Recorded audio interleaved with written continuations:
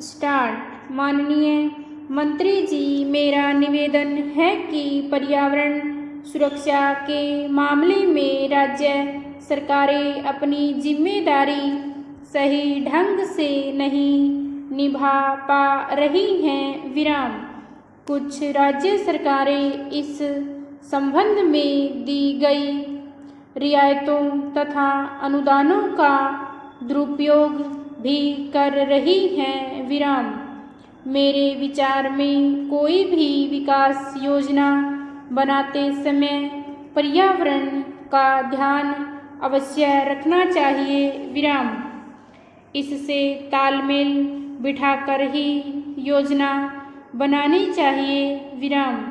जब श्रीमती इंदिरा गांधी प्रधानमंत्री थी तब पर्यावरण सुरक्षा पर जोर देने वालों को व्यापक आलोचना का सामना करना पड़ता था, यहाँ तक कि उन्हें पाश्चात्य सभ्यता से प्रभावित समझा जाता था। विराम।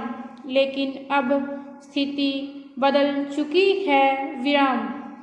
लोगों में पर्यावरण के प्रति काफ़ी जागरूकता पैदा हुई है।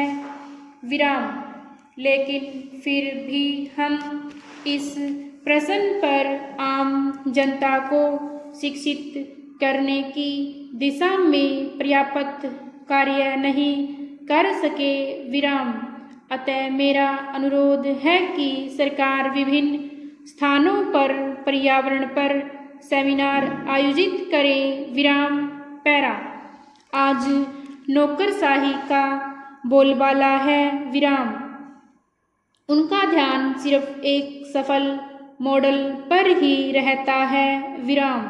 किसी क्षेत्र में अगर कोई एक मॉडल सफल हो गया तो वे उसे हर क्षेत्र में कार्यान्वित करने का प्रयास करते हैं। विराम।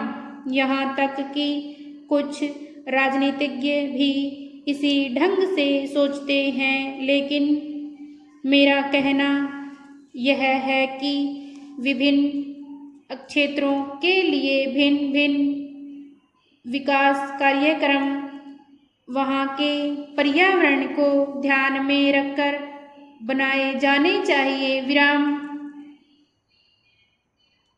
आज स्थिति यह है कि भारत की केवल 11% भूमि पर जंगल हैं। विराम। सरकारी आंकड़ों में इसे 22% दर्शाया गया है, लेकिन इसमें से आधा जंगल बिल्कुल काट दिया गया है। विराम।